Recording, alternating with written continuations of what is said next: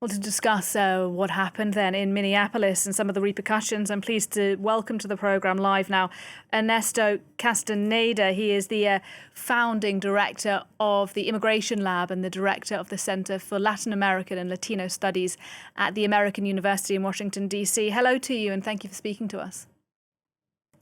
Hello, Nadia. Thank you. Can I just ask you, first of all, for your reaction when you saw that footage? I mean, it's pretty graphic, isn't it? It is. It's unfortunate. There were a lot of bystanders, a lot of people protesting, a lot of people blowing their whistles to let the neighbors know that there was a heavy ICE presence in the neighborhood. Because of that, a lot of people were filming this from different angles. And then a lot of the neighbors that were looking at this from their windows were also able to talk to the media later and communicate what happened. And it's very unfortunate. It's very sad because it was an innocent person. She was unarmed. And the worst part here is that by all lights, it seems that this shooting was unnecessary, that it was an excessive use of force from this agent. Yeah, and as you say, the woman who's been killed was unarmed. Nonetheless, though, the Secretary of Homeland Security, as we saw in our report there, described this as an act of domestic terrorism. How does she justify that? That claim seems exaggerated. We don't know anything about the background from this person. According to the people that know her, she was a very nice person, a civilian. If anything, she was probably being part of civil disobedience. That is peaceful protest. There's a long history of that in the U.S.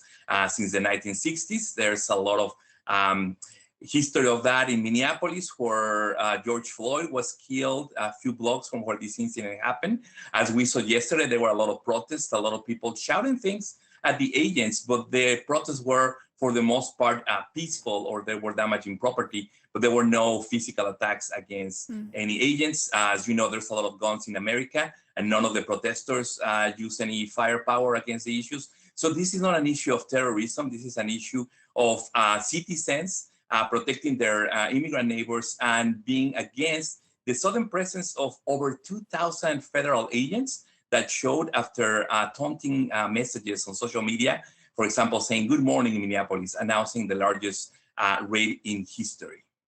Yes, and as you mentioned, this killing took place really not far at all from where George Floyd was murdered by a police officer back in 2020. That, of course, sparked a mass movement, an anti-racist movement, a anti-police movement as well. We just saw live footage a few moments ago of fresh anger today on the streets of Minneapolis. Do you think we're going to see sort of wider unrest now, more protest against ICE and against Donald Trump?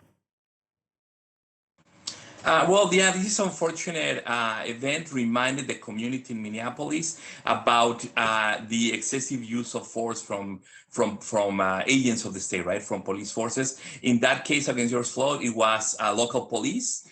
Since then, it's been some years since then, there's been a lot of effort from the mayor, from the chief of police, and from police officers to improve their relations with the community and to decrease their use of violence and profiling as they interact, especially with African American and communities of color. So while that situation was improving, then suddenly you have ACE agents, Border Patrol agents, and other federal agents that maybe have not been properly trained in de-escalation, in community policing, in facing these protesters in such a violent way. We also saw video yesterday of officers shooting gas canisters very close to people's faces to try to have them dissipate when they were just protesting their disgust at the killing of their neighbor.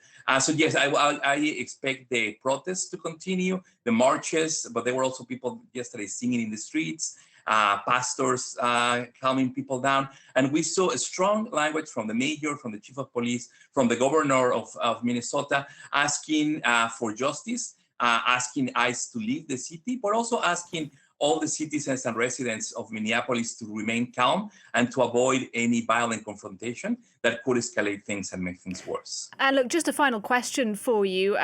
This has been the 9th ICE shooting since September of last year. 2 of those, I believe, at least, were fatal shootings. Do you think ICE has changed how it operates under the Trump administration? Has it become emboldened now?